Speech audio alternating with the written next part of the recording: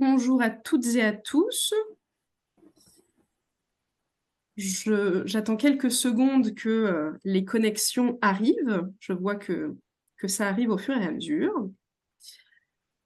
Bonjour donc et bienvenue à cette troisième et dernière séance des vendanges en ligne pour cette année. Je suis ravie de vous accueillir à nouveau pour les fidèles qui ont suivi les trois conférences. Ravie de vous accueillir donc pour cette dernière qui va être orientée autour de la viticulture. On va y revenir. Ce cycle de conférences dans le cadre des vendanges du savoir a eu pour ambition de croiser les disciplines autour de la thématique du vignoble bordelais au défi de l'avenir. Cet enjeu interdisciplinaire nous semblait particulièrement important et c'est aussi le centre de la démarche des vendanges du savoir, pouvoir croiser les disciplines, pouvoir croiser les points de vue, les échanges entre chercheurs et vraiment dans le cadre de ces vendanges en ligne, on est en plein là-dedans avec une thématique globale abordée par différents chercheurs, différentes disciplines de manière différente. On a eu donc dans un premier temps une intervention autour de Vignes et environnement au temps des Lumières avec Stéphanie Lachaud qui nous a parlé des risques et des adaptations au XVIIe et au XVIIIe siècle. On a eu la semaine dernière Raphaël Schirmer, géographe, qui nous a parlé du vignoble bordelais, un vignoble en crise pour aborder les défis de l'avenir avec une perspective économique, une perspective sociale et puis une perspective aussi territoriale et d'animation territoriale. Et puis aujourd'hui, nous allons aborder les défis de la viticulture au XXIe siècle avec un focus sur la viticulture bordelaise face au changement climatique. C'est donc Sébastien Zito qui va nous ouvrir ce sujet, qui va investir ce sujet. Que je remercie très chaleureusement d'être parmi nous aujourd'hui, après un petit trouble au moment où il était censé intervenir initialement avec le cyclone à La Réunion qui a retardé son intervention. Donc, on en est désolé, mais il est là avec nous et on en est ravis. Donc, Sébastien Zito a un parcours en environnement et climatologie, initialement à Dijon, où il a fait notamment, il a mené son master de recherche. Et puis ensuite, il a réalisé une thèse de doctorat qui a été financée par deux interprofessions, celle de Bourgogne et celle de Champagne. Et ce doctorat, cette thèse, avait pour objectif d'étudier l'impact du changement climatique sur l'oïdium de la vigne, un pathogène présent dont la lutte est particulièrement compliquée dans ces régions. Suite à cette thèse de doctorat, il est désormais en post-doctorat à l'INRAE et il étudie l'impact du changement climatique sur la région de Cognac, tout en caractérisant son terroir. Donc c'est un travail de recherche qui se concentre sur l'étude de l'impact du changement climatique sur la vigne et sur son environnement. Et ces recherches-là ont mené à différents articles scientifiques, notamment sur l'impact du changement climatique sur les régions viticoles françaises dans la revue Ono One, ou encore sur la calibration d'un modèle d'humectation foliaire pour la revue Agriculture and Forest Meteorology, et puis diverses autres collaborations scientifiques. Donc à nouveau, suite à l'intervention de Sébastien Zito, si le sujet vous intéresse, je vous invite à aller regarder ces articles de plus près. Je vais lui laisser la parole. Avant cela, je vous rappelle que vous pouvez interagir avec nous dans la petite partie Q et R qui se trouve en bas de votre écran. Vous voyez une sorte de petit chat qui est ouvert. Vous pouvez tout au long de la conférence poser vos questions. Et je me ferai une joie à la fin de la conférence de pouvoir les poser à notre invité et à notre conférencier. Donc n'hésitez pas tout au long de son intervention à poser les questions pour qu'on puisse avoir un moment d'échange suite à son intervention. Je vous remercie, passez une très bonne conférence et je laisse la parole à Sébastien Zito. Merci. Donc, je vais partager.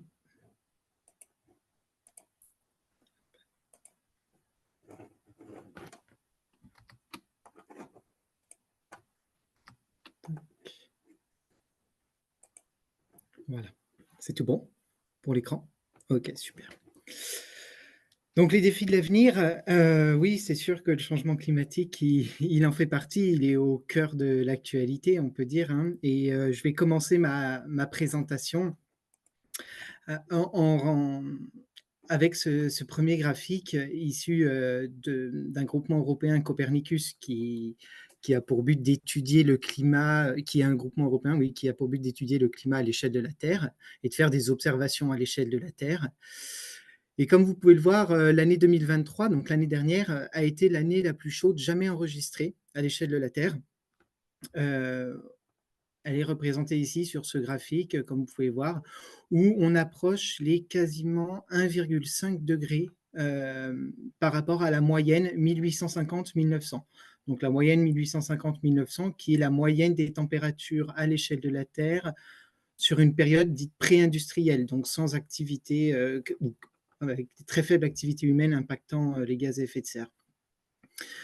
1,5 degré, c'est aussi, si vous en avez entendu parler, mais c'est aussi les accords de Paris. C'est la limite qu'on voudrait essayer de ne pas dépasser d'ici la fin du 21e siècle avec les accords de Paris. Donc ça vous montre à quel point finalement ça approche rapidement et à quel point les efforts devront être importants si on veut rentrer dans ces accords.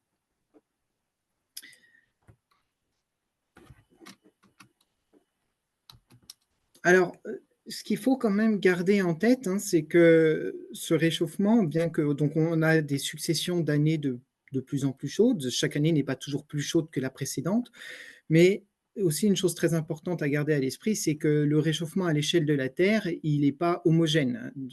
Et l'année 2023 le montre encore aussi une fois. Là, ici, vous avez les écarts de l'année 2023 par rapport à une autre référence, par rapport aux 30 dernières années, 1991-2020. On voit que certaines régions, finalement, ont été plus fraîches que la moyenne sur la période des 30 ans, et d'autres ont des conditions plus chaudes. Donc, voilà, c'est quelque chose qu'il faut garder à l'esprit. Ce n'est pas l'ensemble du monde qui est forcément plus chaud, ça dépend des années. Il y a toujours cette variabilité interannuelle du climat, et d'un point de vue spatial aussi. Et du coup, on va se focaliser, nous, un peu plus aujourd'hui sur la thématique à Bordeaux. À Bordeaux, en France, j'ai récupéré les données des stations, de la station de Mérignac, qui est une station Météo France, qui est positionnée à Bordeaux, et qui permet de remonter, comme vous pouvez le voir ici, jusqu'en 1946.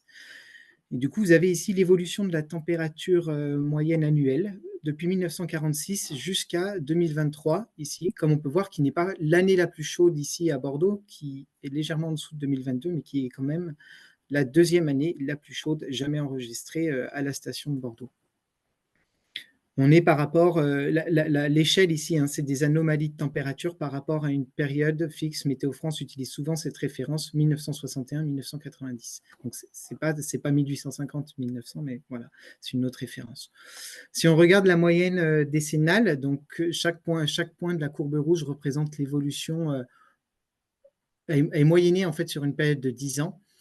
On voit clairement qu'on a une scission entre les températures, et en fait, c'est pas particulièrement d'un point de vue statistique, si on teste, on observe une rupture à partir de l'année 87-88 qui marque vraiment l'augmentation des températures, là, ici, sur l'année. Comme on s'intéresse à la vigne, et j'y reviendrai aussi sur d'autres diapositives, on peut regarder aussi, on peut se questionner sur le cumul de pluie. Est-ce que lui est impacté par le changement climatique ou pas? Parce qu'on parle effectivement de sécheresse, mais quand on regarde le cumul de pluie à l'année, donc ici, hein, chaque barre représente une année. Vous avez ici l'année 2023. Vous voyez qu'elle n'était pas particulièrement sèche. Au contraire, même, elle est dans une année assez pluvieuse depuis les 20 dernières années. Et quand on regarde la tendance, on n'a aucune évolution significative qui montrerait une augmentation ou une diminution des précipitations sur l'année, encore une fois, et sur le cumul pendant l'année. Alors, je vais rentrer un peu plus dans le détail maintenant par rapport au cycle de la vigne. Donc ici, schématiquement, est représentée la vigne, qui est une plante pérenne, hein, et qui chaque année a un cycle de développement. Vous avez la période de l'hiver où les bourgeons sont en stade de dormance, la plante est en stade de dormance, et ensuite au printemps, les bourgeons s'ouvrent, des feuilles sont émises, des fruits sont émis jusqu'à la maturité des fruits, la récolte des fruits, et après, et ainsi de suite. Sur ce cycle annuel, on s'intéresse beaucoup, d'un point de vue climatique, à la saison dite végétative de la plante, c'est-à-dire entre le moment où les premières feuilles vont commencer à apparaître jusqu'au moment de la maturité du raisin. C'est les conditions climatiques pendant cette période qui vont énormément influencer eh ben, à la fois la vitesse du cycle et à la fois la composition du raisin et la façon dont il va mûrir et à quelle rapidité. Et du coup, je vais présenter quelques graphiques où on s'intéresse justement à cette période qui est, euh, qui est importante pour la vigne. Pourquoi alors, ce qu'on peut voir ici, donc c'est le même graphique que je vous ai représenté sur la température annuelle, mais cette fois, c'est la température d'avril à septembre. Donc, c'est la saison végétative de la plante, ce qui va impacter le plus la vigne et la maturité du raisin. D'ailleurs, on voit que l'année 2003, qui était une année exceptionnellement chaude, alors on voit qu'elle est battue par 2022, mais elle est aussi battue finalement par 2023. Mais voilà, le classement des années les plus chaudes n'est pas forcément le même que sur l'année complète, mais on retrouve aussi clairement cette nette tendance à l'augmentation depuis environ les années 1980, le milieu des années 80. Encore une fois, d'un point de vue statistique, et cela s'observe à l'échelle de la France et même de l'Europe, on a vraiment un saut et une rupture statistique dans les données de phénologie, de température, entre 87 et 88. Pour bien imaginer, hein, c'est-à-dire que ce qu'on observe aussi, c'est qu'un millésime, par exemple, à la fin des années, ou début des années 80 ou dans les années 70, qui pouvait être caractérisé de chaud par rapport à la moyenne, va aujourd'hui, dans les 20 dernières années, être finalement un millésime plutôt frais. Donc c'est là que ça montre aussi à quel point on a des écarts importants. Concernant la pluie, toujours d'avril à septembre, donc la pluie qui va être utilisée par la plante pour ses fruits, là, on n'a pas de tendance non plus à une diminution significative. Ce qu'on observe surtout, c'est qu'on a une très forte variabilité interannuelle, c'est-à-dire qu'on va pouvoir retrouver des années avec des forts cumuls de pluie, succédés par des années avec des très faibles cumuls de pluie, comme par exemple ici au début des années 2010, alors que juste avant, on avait des très forts cumuls de pluie. C'est juste une variabilité interannuelle qui est assez marquée sur la région bordelaise, mais aucune évolution significative à la diminution des pluies n'est observée dans le jeu de données.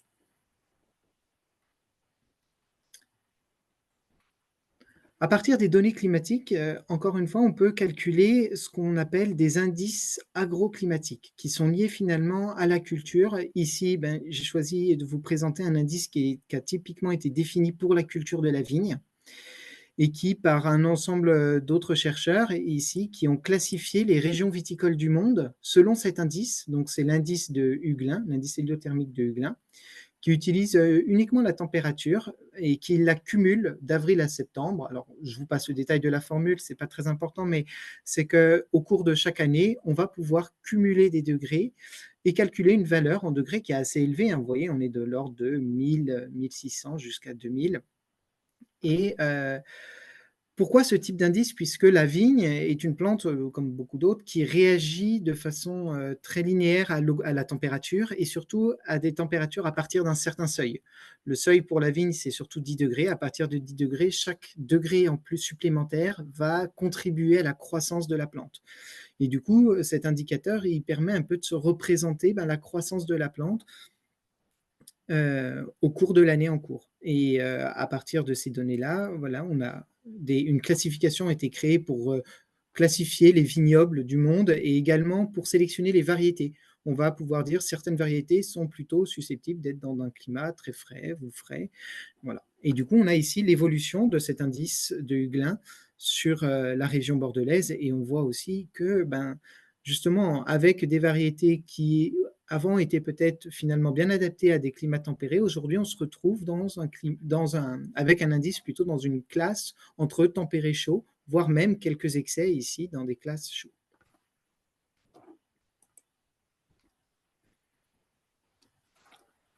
Un second indice agroclimatique qui peut être calculé et qui est intéressant d'observer, c'est l'indice de sécheresse. Donc, il se base sur la simulation du bilan hydrique de la vigne. Donc, on essaye de comprendre et de voir à partir des températures et de la pluie, la vigne, elle va évapotranspirer.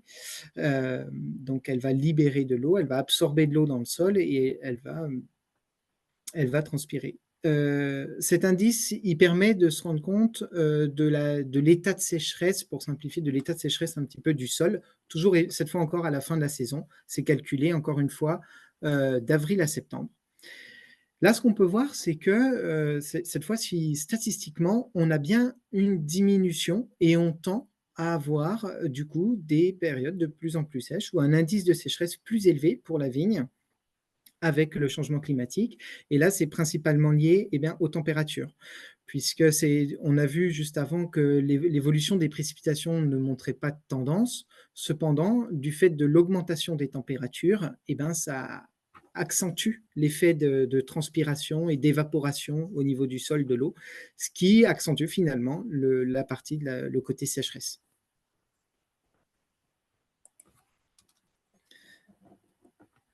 Un autre indicateur qu'il est intéressant de regarder, toujours d'un point de vue climatique par rapport à la culture de la vigne, c'est le nombre de jours de forte chaleur. Donc, on le caractérise par des températures maximales qui vont dépasser les 35 degrés. C'est-à-dire qu'au cours de la journée, il a fait au moins 35 degrés. Et on compte le nombre de jours où on a justement dépassé cette valeur seuil de 35 degrés. Donc ici, vous avez sur cet axe le nombre de jours. Et on voit clairement que l'effet du changement climatique et du réchauffement climatique est marqué et observé aujourd'hui, hein, il n'y a pas de doute. 2003, qui était le dernier record en date avant 2022 du nombre de jours de forte chaleur, on était à 16 jours. 2022, on l'avait enregistré jusqu'à 20 jours supérieurs à 35 degrés dans la région bordelaise, toujours avec la station ici de Mérignac. Après, vous voyez que 2023, ici, n'est pas spécifiquement marqué par un nombre de jours très élevé, mais on observe quand même un certain nombre. En tout cas, la tendance, toujours cette tendance décennale qui permet de montrer l'évolution finalement de l'indicateur, elle montre une évolution significative à l'augmentation. On peut voir que sur les 20 dernières années, on a uniquement 2 années où on n'a pas enregistré de jours qui étaient supérieurs à 35 degrés. Sinon, l'ensemble des millésimes des années depuis plus de 30 ans enregistrent au moins un jour à 35 degrés, supérieur à 35 degrés.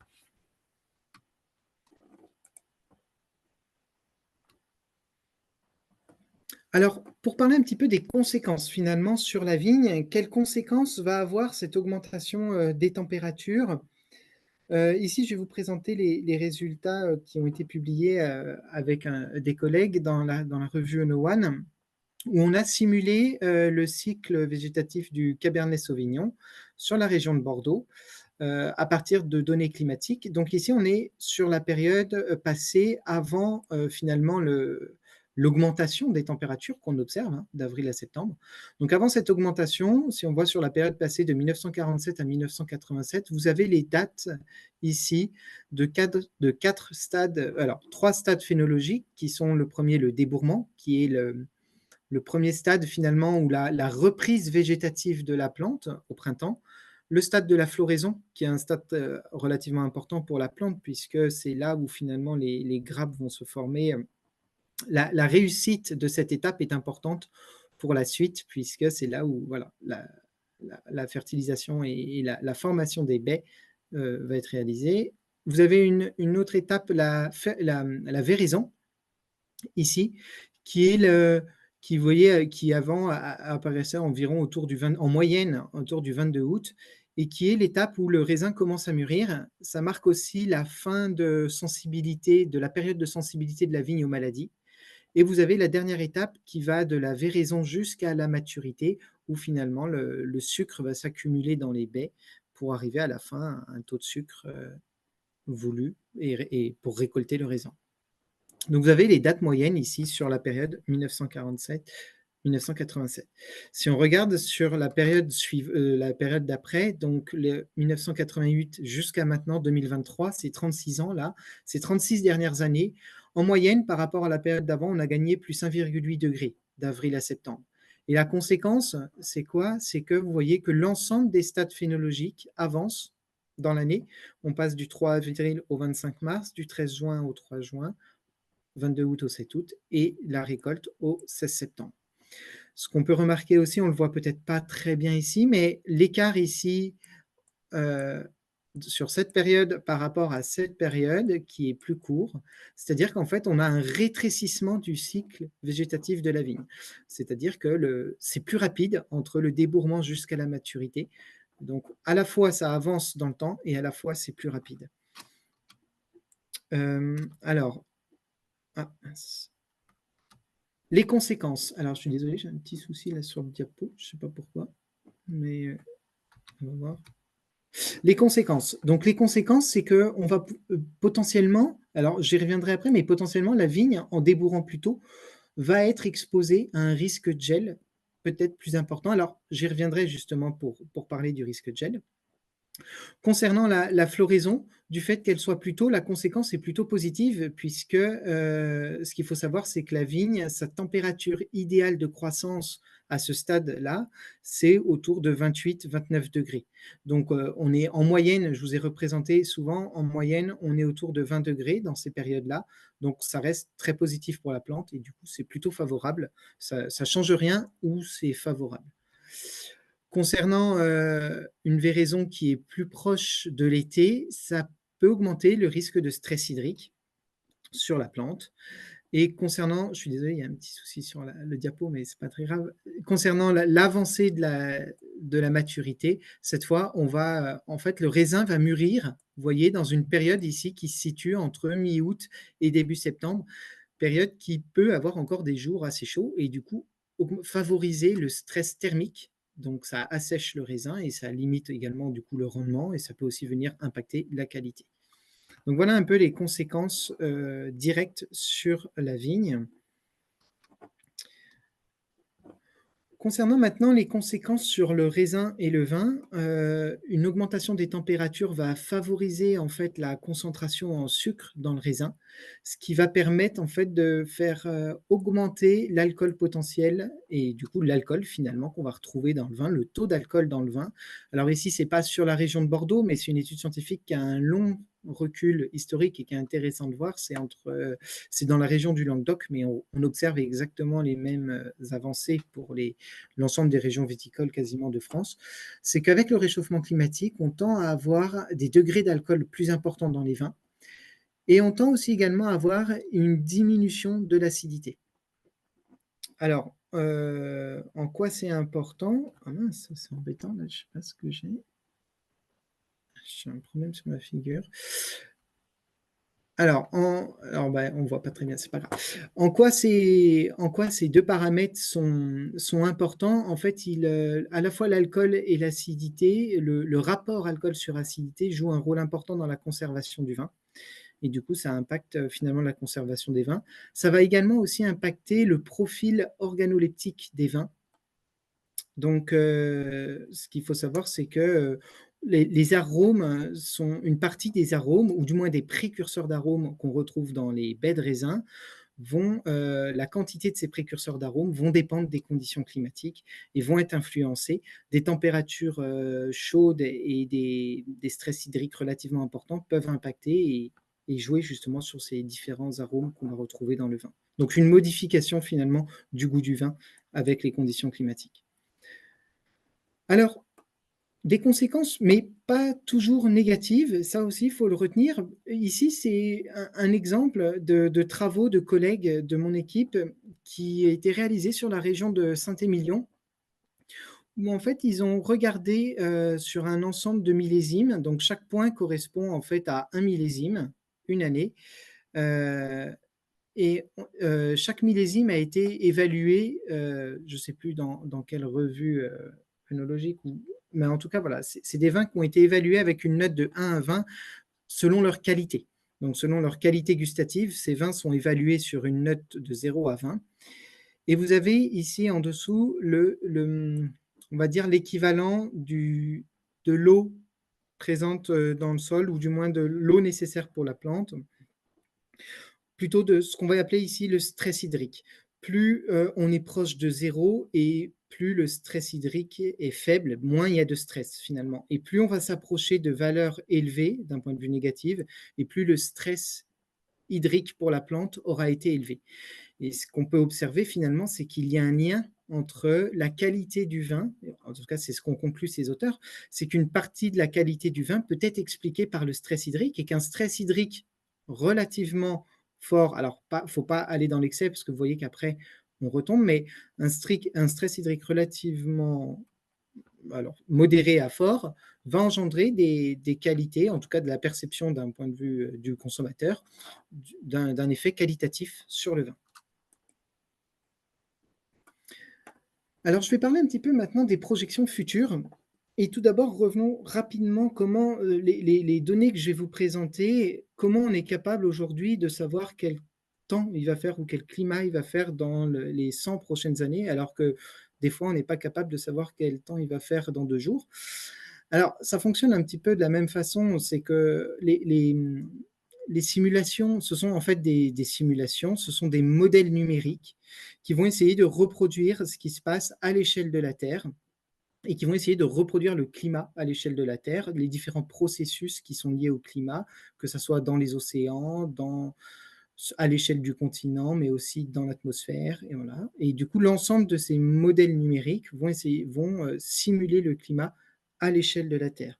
Ce sont des simulations qui commencent dans les années 1850 et qui tournent jusque dans les années 2100. Donc en fait, on essaye de simuler l'évolution du climat à l'échelle de la Terre.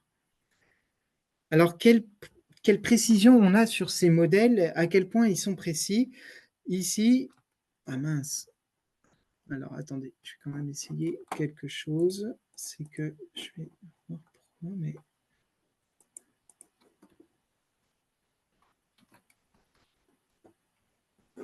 Est-ce que ça remarche là? Mince. Je ne sais pas pourquoi j'ai un problème sur le diaporama. Je vais voir si je ne peux pas faire ça. Est-ce que là, c'est là? Alors là, on le voit le diaporama, mais Oui. Voilà. Peut-être c'est mieux parce que sinon ça cache trop. Je vais essayer de fermer le. Alors. Voilà. Je vais rester comme ça. C'est pas très grave. On voit toujours ma souris? OK. Donc, à quel point les projections futures sont précises? Ici, vous avez un graphique qui est tiré du rapport du GIEC, donc le groupement international des experts sur le climat, qui représente l'évolution des températures observées à l'échelle de la Terre. C'est la courbe ici en noir. Et la façon dont les modèles voient le climat, eux. Donc, c'est une moyenne de modèles. Il faut savoir qu'il existe un ensemble de modèles climatiques et pas un seul modèle climat. Hein. C'est chaque laboratoire de climat à l'échelle planétaire, internationale, a son modèle de climat. Et chaque modèle simule l'évolution du climat. Et ici, vous avez la moyenne des modèles utilisés pour justement écrire ces rapports. Ici, c'est le dernier 6e rapport du GIEC. Et donc, ces modèles, vous voyez qu'ils essayent de reproduire la température. Vous voyez qu'ils ne reproduisent pas parfaitement l'oscillation qu'on observe de façon interannuelle, mais ils arrivent à représenter, donc c'est la courbe ici en marron, la tendance. Et surtout, si on moyenne sur une période de 20 ou 30 ans, en fait, les modèles arrivent relativement bien à représenter le climat à l'échelle de la Terre. C'est d'ailleurs aussi un des moyens qui permet de mettre en avant que l'homme est responsable en très grande partie de ce réchauffement observé. Ici, hein, on est toujours sur la période passée, vous voyez, ça s'arrête en 2020, puisque si on relance ces simulations climatiques dans ces modèles et qu'on enlève la partie anthropique des gaz à effet de serre émis par l'homme, vous voyez ici le climat simulé par les modèles. Donc, c'est vraiment l'impact anthropique qui a un rôle prédominant dans le réchauffement climatique observé aujourd'hui.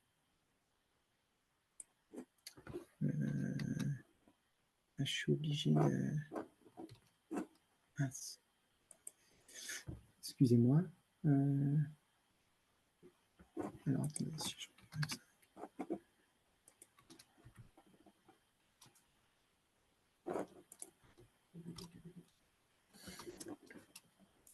Concernant ces modèles, donc, ils sont capables aujourd'hui de prévoir, de relativement bien simuler l'évolution du climat. Mais la grande question, du coup, c'est comment on va simuler le climat jusqu'en 2100. Eh ben, le parti pris a été décidé de faire finalement plusieurs trajectoires parce qu'il y a une grande incertitude dans le climat futur. C'est la concentration de gaz à effet de serre qui, justement, influence aujourd'hui les températures moyennes. Donc, la grande incertitude, c'est quelles seront les émissions futures de carbone qui impacteront, vous allez le voir, je vais vous le présenter juste après, directement l'évolution des températures. Donc, ce qu'ont fait les climatologues, c'est qu'ils ont lancé des simulations futures sur plusieurs trajectoires possibles d'évolution des gaz à effet de serre. Vous pouvez voir qu'il y a une trajectoire ici en bleu ciel qui est une trajectoire très optimiste et qui part du principe que d'ici 2050, on sera à zéro émission de gaz à effet de serre et qu'on arrivera même à partir de nouvelles technologies et de puits de carbone de capter du CO2 et de faire diminuer du coup les concentrations de gaz à effet, les concentrations de gaz à effet de serre. Vous avez le scénario ici à l'extrême opposé qui, lui, vise un doublement du pic de CO2 d'ici 2050 avec une stabilisation à partir des années 2080.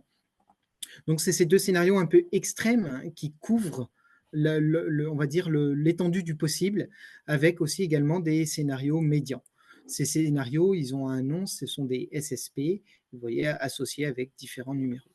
Alors, les conséquences sur les températures futures, eh ben, vous en doutez bien, plus les concentrations de gaz à effet de serre seront importantes et plus l'augmentation des températures observées à l'échelle de la Terre sera importante. Ici, on est en écart en degrés par rapport à la référence 1850-1900. Donc, on pourrait atteindre jusqu'à environ 4 degrés d'écart selon le scénario le moins vertueux, où finalement il n'y a pas de politique mondiale sur le climat.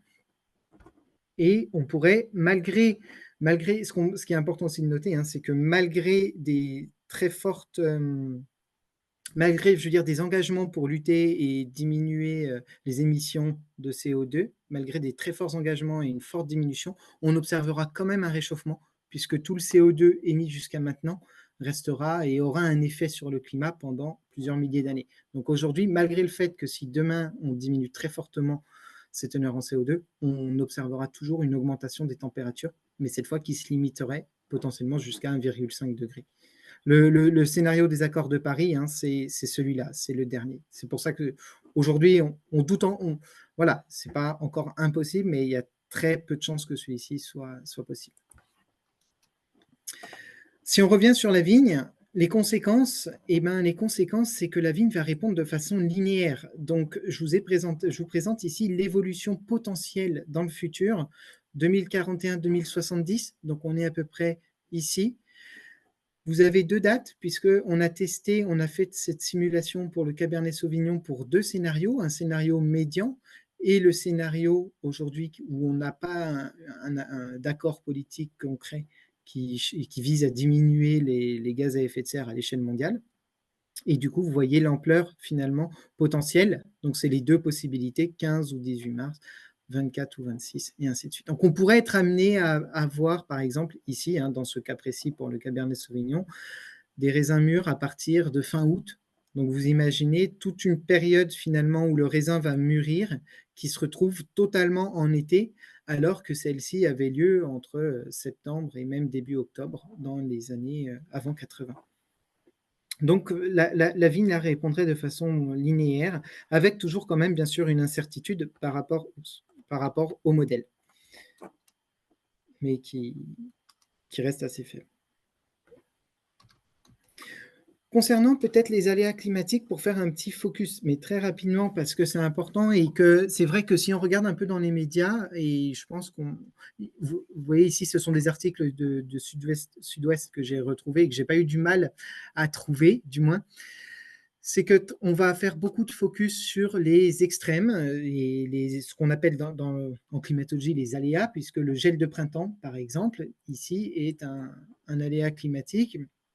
On va souvent retrouver, et la question se pose, hein, est-ce que le changement climatique est responsable ou non d'une augmentation du risque de gel pour la vigne? Alors, peut-être pour savoir quand même, ce qu'il faut comprendre, c'est que la vigne, quand elle est en phase de dormance, quand le bourgeon n'est pas ouvert, elle est capable de résister jusqu'à des températures négatives relativement fortes et du coup ne craint pas ou peu le gel pendant l'hiver. Par contre, au fur et à mesure que le bourgeon va s'ouvrir, vous allez voir, on peut voir que sa résistivité au gel va diminuer jusqu'à atteindre quasiment, quand les feuilles sont ouvertes, on atteint on a un seuil de résistance qui se limite à 0 degré ou 0,5.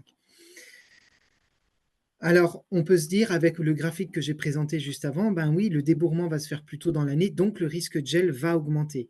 Mais c'est pas si simple, puisque vous voyez, ça dépend également du dernier jour de gel dans l'année. Et ce qu'il faut savoir, c'est que oui, le débourrement avance, mais si on regarde aussi juste d'un point de vue climatique, le dernier jour de gel dans l'année, il avance également. Et du coup, la question, c'est est-ce qu'il y en a un des deux qui est plus rapide que l'autre? Si le débourrement avance plus rapidement, pourrait engendrer une augmentation du risque, ou inversement, hein, si c'est l'avancée du dernier jour de gel qui avance plus vite que le débourrement, on aurait une diminution du risque. La réponse à cette question, elle est assez compliquée. Aujourd'hui, quand on regarde sur les jeux de données, on n'a pas d'évolution significative différente. Donc les deux avancent à la même vitesse en moyenne. Donc on n'a pas de différence entre les deux. Et concernant le futur, on a publié récemment avec des collègues, on a fait une comparaison d'un ensemble de modèles qui simulent le débourrement, puisque pour simuler, évidemment, pour savoir dans le futur quand la vigne va débourrer, il faut utiliser un modèle qui permette de simuler le débourrement de la vigne. Il n'en existe pas qu'un, c'est une étape qui est assez difficile à simuler. Mais du coup, il existe tout un ensemble de modèles, plusieurs modèles qui sont plus ou moins d'accord sur la physiologie de la plante et de la façon dont ça fonctionne. Et en tout cas, ce qu'a montré l'article, hein, c'est qu'aujourd'hui, l'incertitude est encore très importante. Et selon le modèle qu'on utilise, on va pouvoir aboutir à oui, il y a une augmentation du risque ou non, il n'y a pas d'augmentation du risque. Un autre aléa climatique qui est aussi beaucoup mis en avant avec le changement climatique, c'est la grêle. Euh, la grêle, où pareil, c'est très médiatisé. Alors certes, ça a des impacts très violents, hein, et c'est souvent c'est l'ensemble de la parcelle ou de l'exploitation qui peut être touché, ce qui fait qu'effectivement, il y a un ressenti aussi très fort, et c'est aussi une année d'exploitation quasi perdue en quelques instants. Donc il y a aussi un effet très marquant. Mais la question aussi, encore une fois, est-ce que le changement climatique est responsable ou non des orages de grêle? Alors ce qu'il faut savoir, c'est qu'un orage de grêle, donc c'est lié à une formation nuageuse particulière qui s'appelle un cumulonimbus. C'est des nuages qui vont se former sur quelques kilomètres de large et surtout plusieurs kilomètres de haut. Mais du coup, encore aujourd'hui, il est difficile de prédire quel nuage va former de la grêle. Et si on regarde par exemple les estimations de Météo France, on ne sait pas encore réellement. En moyenne, c'est 10% des orages qui produisent de la grêle, mais c'est encore très difficile aujourd'hui de savoir quel orage va produire de la grêle ou non.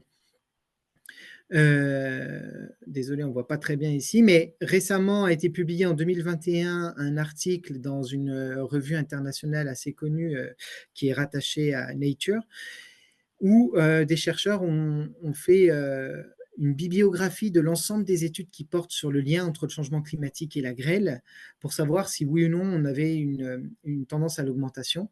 Alors, ils ont relevé quand même une chose importante, hein, c'est que déjà, il y a une rareté dans les observations de chute de grêle, donc c'est déjà difficile d'avoir des observations. Et quand on les a, on se rend compte, et quand on compare avec les effets du changement climatique, la conclusion de cette étude, c'est qu'il y avait encore aujourd'hui une grande incertitude de l'effet du changement climatique sur la tempête de grêle, et qu'il tendrait d'y avoir, dans une bonne partie des régions du monde, une intensité de ces chutes de grêle. Donc pas forcément plus, mais le moment où ça tombe, ça serait plus intense. Mais là encore, ça reste, ils gardent quand même beaucoup de pincettes et ils disent qu'il y a encore beaucoup de choses, il y a encore beaucoup d'incertitudes à garder en tête. Alors, peut-être quand même j'ai parlé des grands effets, mais ce qu'il faut savoir, c'est qu'il y a évidemment des solutions, et qu'aujourd'hui, le milieu viticole n'est pas non plus destiné à disparaître. Alors, il y a beaucoup d'équipes de recherche ici sur Bordeaux, à l'INRA, qui travaillent sur effectivement des solutions, des voies d'adaptation. Il y a tout un programme de recherche qui a duré plus de 10 ans à l'échelle nationale qui s'appelle le projet La Cave. Je vous conseille aussi, c'est pareil, j'ai tiré, il y a 2 plaquettes qui sont sorties, des plaquettes qui résument l'ensemble des travaux réalisés par ce groupe national. Donc c'est un rassemblement de plus de 20 établissements scientifiques pour travailler sur l'impact du changement climatique sur la viticulture en général. Et évidemment, ils ont mis en évidence qu'il existait un ensemble de leviers d'adaptation qui permettent à la vigne finalement de maintenir finalement une viticulture. Donc ces leviers, ils peuvent passer soit par le matériel végétal, soit par aussi les pratiques viticoles, mais on a aussi tout un ensemble de pratiques œnologiques, on a des possibilités de réorganisation dans l'espace. Et évidemment, il y a l'association du consommateur par rapport au fait que le vin change, mais il y a aussi également évidemment la part des institutions sur les vins produits en AOC, par exemple. Et dans ces travaux, finalement, les voies d'évolution possibles, elles ont été présentées aussi tout un ensemble de panels de viticulteurs. Dans ce projet La Cave, on a établi finalement 4 grandes voies, 4 grands chemins finalement définis soit par le chemin conservateur, qui lui intègre qui intègre des adaptations relativement passives et qui va essayer de conserver au maximum la viticulture actuelle. On a une voie, un chemin d'innovation qui ouvre les vignobles à une large gamme d'innovations. On a aussi un autre chemin qui est plutôt le chemin nomade, où lui, on va aller chercher à relocaliser plutôt les vignobles afin d'être dans les meilleures conditions. Et le chemin, lui, libéral, où finalement tout est possible, à la fois de la relocalisation et de l'innovation. Pour terminer sur cette présentation, ce qu'il faut retenir, c'est que les effets du changement climatique, bon, déjà, ils s'observent déjà sur la vigne et le vin. Et ces phénomènes vont s'observer de plus en plus fort avec le changement climatique. Je le rappelle, c'est quoi? C'est une avancée de la saison végétative, un raccourcissement de celle-ci, une maturation qui a lieu dans des conditions plus chaudes et qui favorise du coup l'augmentation de la teneur en alcool et la diminution de l'acidité. Il ne faut pas oublier que le changement climatique, il n'a pas que des effets négatifs, et surtout dans le milieu de la viticulture. En fait, dans le projet La Cave, il a été aussi montré qu'il y a des nouvelles zones qui sont favorables à la culture de la vigne qui apparaissent et qui s'ouvrent sur la France et même sur l'ensemble de l'Europe. Ici, vous avez une petite carte, j'en ai pas beaucoup parlé, mais voilà, la zone actuelle représentée en rouge et la zone en bleu serait une zone favorable à la culture de la vigne d'ici 2050. Ici, sur cette autre infographie, on a un cépage, la capacité d'un cépage, donc d'une variété de raisins à être présente ou non dans certaines régions. Et on voit que le petit soleil vert le rend fortement possible, alors que dans toutes les régions où vous aviez un point rouge, finalement, le cépage, ici, on est sur la culture du merlot. Le merlot, qui aujourd'hui ne peut être pas planté, par exemple, dans cette partie-là, pourra l'être d'ici 2050 ou d'ici la fin du siècle. Et pour terminer, il a été mis en évidence qu'il existe une grande diversité de leviers d'atténuation et d'adaptation qui vont permettre de limiter l'impact du changement climatique sur la culture de la vigne et la production de vin. Voilà. Désolé, j'espère que je n'ai pas été trop long. Non, c'est très bien. Merci beaucoup pour cette intervention riche en exemples. On a du coup pas mal de questions qui commencent à arriver. N'hésitez pas à continuer à poser des questions. Donc, je vais me faire un petit peu l'écho de ce qui vous a été demandé par les observateurs. Oui. Donc, une première question concernant les indicateurs que vous nous avez montrés. On voit une rupture qui semble exister dans les années 2000, mais on devine aussi une sorte de cassure vers 1970. Est-ce que c'était une vraie rupture, une vraie transformation, ou est-ce que c'est un effet d'optique peu significatif? Alors, attendez, je vais reprendre le document. Excusez-moi, je l'ai fermé, je vais le rouvrir parce qu'il avait eu un souci.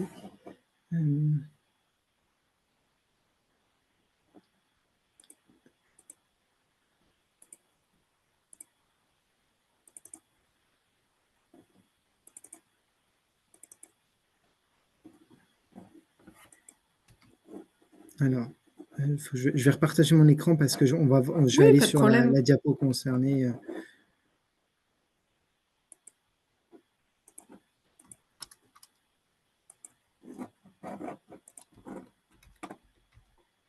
Alors, sur l'indicateur, par exemple, de Huglin, l'indice de Huglin, non, c'était Je pense que c'était ça, oui. Si jamais là, ouais. dans les années, ici, une nouvelle cassure. Dès les années 1970, finalement. Est-ce qu'il n'y a pas une évolution qui est Alors, si, plus mais alors, tôt? alors, en fait, c'est parce que, alors, on a cette courbe cette moyenne décennale qui, du coup, va lisser cette période. Mais en fait, il faudrait revoir les données sans cette courbe. Si on regarde sans cette courbe, en fait, c'est un peu, on pourrait ici séparer plutôt par là. Et on se retrouve avec une période ici, avec cette moyenne ici, et là, cette moyenne. Et du coup, là, on a un saut ici. Et c'est vrai que du coup, la courbe en rouge lisse ce saut, mais voilà, après c'est statistique, c'est pas voilà, et ça se ressent pas et on peut pas non plus le ressentir et je pense qu'il faut voilà, je sais pas comment l'expliquer, mais voilà, non, c'est pas voilà, non, il n'y a pas de faut pas regarder la courbe rouge. La conclusion, c'est ça, c'est que Ok. le test statistique sur la rupture, il est fait sur les points bleus sur chaque année. Et en fait, en regardant chaque année, c'est là qu'on peut dire que là, vraiment, on tombe dans une zone où on va connaître des choses qu'on n'a jamais connues. Et inversement, finalement, les périodes chaudes ici vont se retrouver quasiment des périodes froides dans cette zone. Par contre, ce qu'on sait aussi sur le futur, c'est qu'il y a des chances que ce genre de cassure réapparaisse dans le futur. Et aujourd'hui, il est trop tôt pour dire si, par exemple, ici, on ne serait pas en train d'amorcer justement une nouvelle pente assez raide. Mais voilà. Mais il est fort probable qu'il y ait de nouvelles effets de rupture et ça, c'est lié au système climatique à l'échelle de la Terre. C'est que notre climat ici en Europe, on est influencé par des phénomènes géographiques, des phénomènes climatiques, des courants à la fois atmosphériques et océaniques qui influencent notre climat annuel. Et du fait de changements dans ces courants, ou voilà, des phases plus ou moins positives ou plus ou moins importantes dans ces courants, font que des fois ça limite et du coup après on récupère finalement un peu les degrés qu'on n'avait pas eu. Et voilà. Ok. Mais c'est assez compliqué, il y a beaucoup de recherches là-dessus, il y a encore des inconnus, mais voilà, je sais qu'il y a des recherches qui sont menées en climatologie pour essayer de savoir au mieux, mais voilà, on pense que oui, il y a des chances que le changement climatique se présente par effet de palier et non toujours quelque chose de continu. D'accord. Alors ensuite, on a deux grands blocs de questions que je vais essayer Oui, de résumer. Un oui, premier bloc qui est lié aux maladies et un deuxième bloc qui est peut-être davantage lié au cépage. Donc je vais un petit oui, peu résumer les différentes questions. mm, Euh, Quel impact cette transformation du climat peut avoir sur les maladies de la vigne dans le Bordelais? mm, mm, Est-ce que on voit déjà des effets sur l'évolution des maladies de la vigne, mm, notamment liées à la modification significative des périodes de pluie et surtout, vous l'avez dit, de leur intensité? Et donc voilà, mm, est-ce qu'il y a des études sur l'augmentation, la diminution de ces risques de maladies, notamment le mildiou? Je sais que vous avez travaillé aussi sur le oui. idiome. Mm. Alors, ce qu'il faut comprendre, c'est que, alors, il y a peu d'études pour mettre en lien le changement climatique, cette évolution du climat et l'effet qu'il pourrait avoir sur un pathogène. Il faut des bases de données relativement importantes, puisqu'en fait, 4-5 ans d'observation de maladies ou même 10 ans sont très limitantes et il faudrait environ voilà, une trentaine d'années pour essayer de voir déjà une évolution. Et alors, ces bases de données existent quasiment pas. Et aujourd'hui, en fait, déjà caractériser la maladie reste quelque chose de complexe puisque on a, alors en tout cas, c'était justement un des sujets de ma thèse. Donc voilà, c'est que aujourd'hui, à la différence du climat où vous avez un thermomètre qui mesure la température, pour la maladie, il n'y a pas d'objet qui mesure la présence de la maladie ou non. C'est des observations. On regarde le nombre de pieds qui sont malades, ou on peut aussi regarder le nombre de traitements qu'on a appliqués contre cette maladie, qui peut donner un indice finalement et de se dire, une année où j'ai appliqué 14 traitements, il y a des chances qu'elle ait été plus difficile à gérer qu'une année où j'en ai appliqué que 7 ou 10. Et ce qui peut arriver, c'est qu'on a quand même des variations. Ce qu'on observe, c'est que chaque année, on n'applique pas la même dose de produit. Chaque année est différente. Chaque année, la maladie est plus ou moins présente. Et des années, elle est très fortement présente, mais de façon aussi hétérogène sur le territoire. Donc, voilà. Aujourd'hui, quand on regarde le lien entre ces différents indicateurs et le climat, il est très difficile de faire un lien. Donc, c'est-à-dire qu'encore aujourd'hui, c'est compliqué de voir directement. Ce qu'il faut comprendre, c'est que le mildiou, c'est un pathogène, c'est un micro-organisme qui se développe sur les feuilles et sur les grappes et sur l'ensemble des pousses végétatives de la plante.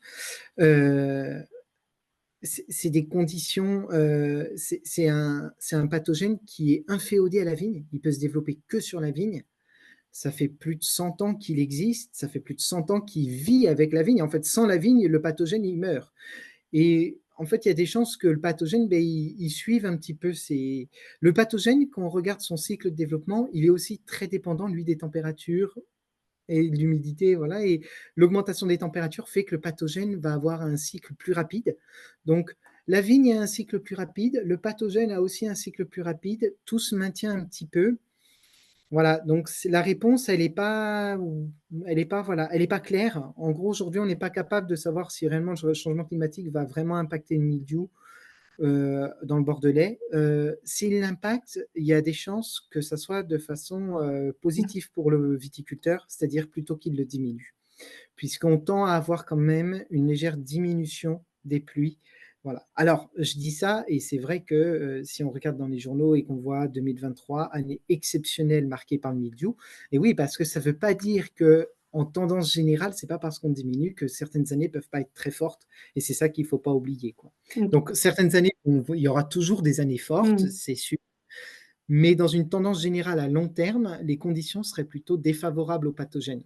D'accord. On aurait plutôt puisqu'on aurait des températures plus hautes, on aurait un taux d'humidité relatif qui est plus faible, et du Mm. coup, voilà, d'un point de vue très général. Mais peut-être qu'on peut aussi se dire que les années où le pathogène sera bien présent et où les pluies sont tombées vraiment au bon moment, et ben là, on aura des conditions plus favorables.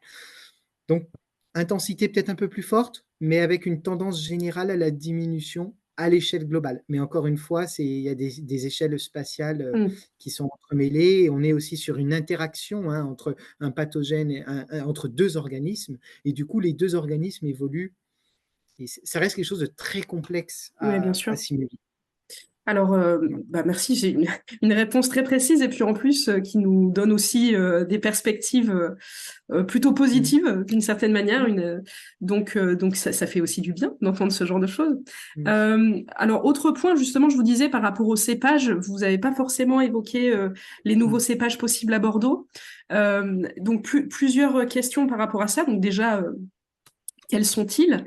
Éventuellement, à quel horizon faudra-t-il changer les cépages de Bordeaux, le Merlot, le Cabernet pour maintenir la pérennité du vignoble? Est-ce que c'est à l'horizon 10 ans, 20 ans, 30 ans ou plus ou maintenant, il faut commencer?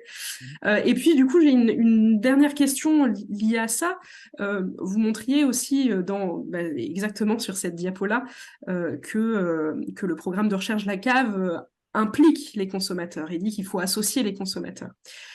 Vous avez également dans votre présentation parlé d'une transformation des profils organoleptiques des vins déjà, avec une réduction de l'acidité, avec une augmentation de l'alcool.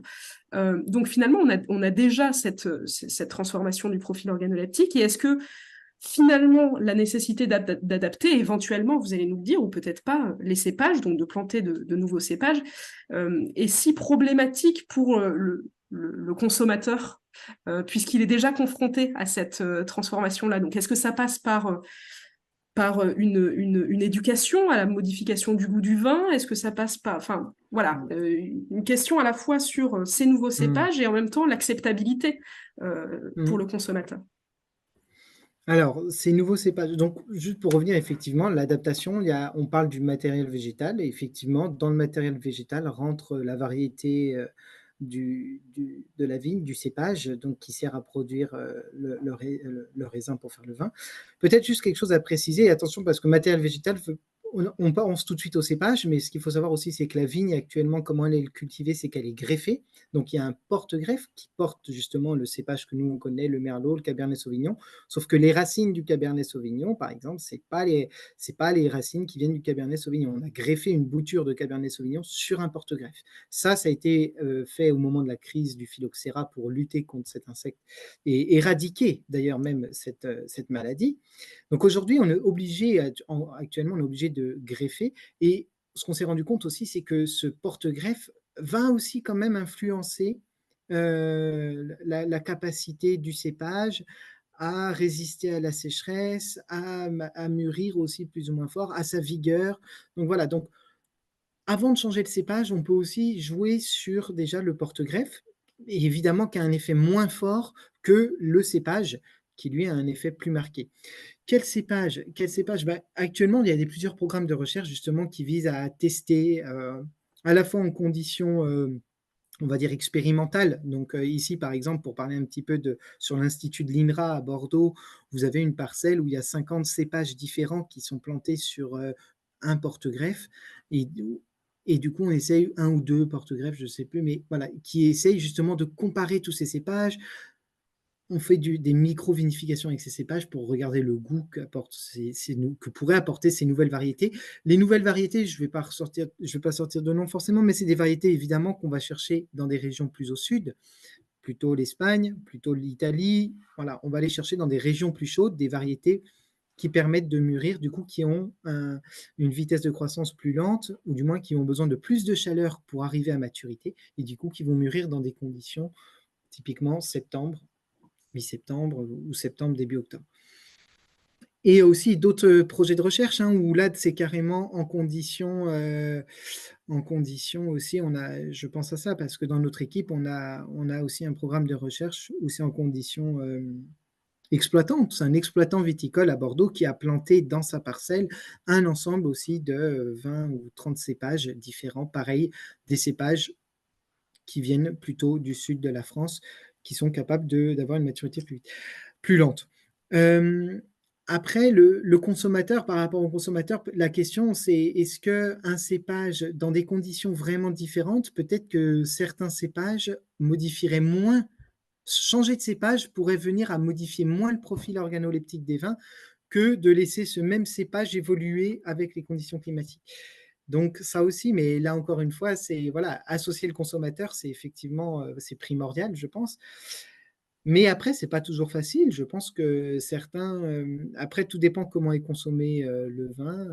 Voilà, ça dépasse un peu mes compétences, mais je veux dire, voilà, je sais qu'il y a une part des consommateurs qui, si le vin change trop de goût, en fait, c'est que quand on boit du vin, on l'associe forcément aussi à une région ou à une appellation. Voilà. Et du coup, quand on déguste un vin, on veut retrouver des caractéristiques de cette région. Si vous produisez un vin qui ne ressemble plus à la région, peut-être qu'il y a une part des consommateurs qui vont arrêter Mmh. tout simplement d'acheter Ouais. ce vin. Donc, Mmh. voilà, c'est à la fois, il faut l'associer, mais c'est pas toujours facile. Mmh. Et actuellement, en tout cas, une bonne partie des consommateurs veulent essayer, en tout cas aujourd'hui, d'associer un produit à une région et du coup à une typicité. Et cette typicité, si elle change trop brutalement, effectivement, elle pourrait perdre des consommateurs Mais oui, bien sûr. avec le temps. Bah, justement, sur cette question, ça nous ouvre à peut-être dernier bloc de questions Mmh. autour peut-être de la crise bordelaise. Est-ce Mmh. qu'on peut relier ces modifications climatiques à la crise actuelle des vins de Bordeaux? Pourtant, euh, la qualité des raisins n'a jamais été aussi bonne. Donc, Mmh. dans quelle mesure ce réchauffement climatique peut jouer? Et puis, associer du coup à cette question-là, une question qui va encore plus loin, qui nous dit finalement, est-ce qu'il faudrait pas d'ores et déjà préparer la filière bordelaise à abandonner la culture de la vigne et chercher de nouvelles spéculations pour l'agriculture, notamment, vous avez parlé de zones plus favorables au nord. Et puis je Mmh. terminerai ce bloc de questions avec peut-être quelque chose de plus positif, dans le sens où la profession doit contribuer à l'atténuation. C'est un Mmh. point important. C'est déjà le cas dans le sens où, notamment dans le Bordelais, on a des projets comme le projet Vitirève ou la démarche Bordeaux Cultivons Mmh. Demain qui vont dans ce sens-là. Donc, est-ce que finalement le portrait est si si grave qu'il faille déjà imaginer des portes de sortie, peut-être, Mm. ou associer d'autres modes de culture, ou est-ce que finalement on a encore une marge de manœuvre importante? Alors, la crise par rapport au climat, je ne pense pas, d'un point de vue personnel en tout cas, je ne pense pas qu'il y ait réellement de lien. En regardant les chiffres, en tout cas, on voit que si on regarde un petit peu les chiffres de où était bu le vin de Bordeaux et qu'est-ce que ces consommateurs, pourquoi ces consommateurs arrêtent de boire le vin de Bordeaux, c'est plus lié tout simplement à des habitudes. Et il y a une chute de la consommation de vin en France depuis 20 ans. Et c'était principalement le marché de Bordeaux. Donc, je ne suis pas sûr que ça soit forcément lié au climat. Et vous l'avez dit, et je l'ai montré aussi en partie, et aujourd'hui, jusqu'à aujourd'hui, les effets du changement climatique étaient plutôt favorables sur à la fois la qualité et même, je pense, sur certaines années. Alors, ça dépend évidemment, hein, tout ça est mis en relation, mais après, on est dans une AOC, donc le niveau le rendement est limité, mais voilà, c'était plutôt favorable à la production de vin, ce changement climatique. Comme une grande partie des régions viticoles de France. Mhm. D'ailleurs, il faut le préciser, actuellement, les régions viticoles de France qui souffrent le plus du changement climatique, c'est le pourtour méditerranéen Mm. qui est lié à des températures vraiment plus élevées et aussi un assèchement plus important. Donc, je ne suis pas sûr qu'il y ait forcément de lien. Après, replanter autre chose ou changer de place, ça dépend. Après, il y a toujours voilà, ça dépend comment on voit l'avenir et c'est ça après, je pense, c'est assez compliqué. Je suis pas devin, je peux pas dire, voilà, mais voilà, je pense que le monde viticole a connu des crises. Là, on est dans une crise, effectivement. Je pense pas après, c'est mon avis encore une fois personnel et je pense qu'il se base pas réellement sur des chiffres ou quoi que ce soit, mais voilà, si on regarde dans le passé, c'est dommage, j'ai pas suivi les interventions, mais peut-être que d'autres interventions passées ont montré qu'il y a eu déjà plusieurs Mm. crises. Absolument, oui. Peut-être qu'on est actuellement dans une crise. Effectivement, il va y avoir de l'arrachage, mais il y a quand même, ce qu'il ne faut pas oublier quand même, c'est qu'il y a certaines appellations dans le Bordelais qui continuent de se vendre très très bien voilà, et qui ne s'est jamais vendu aussi bien, même on peut le dire. Donc voilà, alors ça concerne peut-être que certains petits secteurs de Bordeaux, et peut-être qu'il faut réfléchir au modèle économique ou réfléchir à la façon dont l'interprofession voit les vins et aussi à la façon, peut-être, il va falloir peut-être des nouveaux marchés qui vont s'ouvrir. Après, Bordeaux est quand même associé à la culture de vin, donc je pense qu'il y a quand même un gros avantage à ça, parce que partir dans une nouvelle région, ça demande de recréer et de repartir quasiment de zéro, de partir de zéro, puisqu'il n'y a pas de consommateurs qui connaissent cette région. Que Bordeaux a déjà comment se rayonne déjà par la viticulture. Donc changer à 100%, je ne pense pas que ça serait très, très judicieux, mais voilà, Bon, des je pense que perspectives qui oui. sont finalement assez positives, mine de rien. Bah, il y a évidemment du travail à Non, faire, il y a mais du travail à faire. Ce qu'il faut, peut-être ce que je dirais, c'est que c'est sûr que la viticulture d'aujourd'hui et la façon dont on fait le vin aujourd'hui, elle sera différente bien sûr. dans 20 ans. Il va falloir évoluer et continuellement. Et peut-être c'est ça qui va être le plus dur, mais voilà.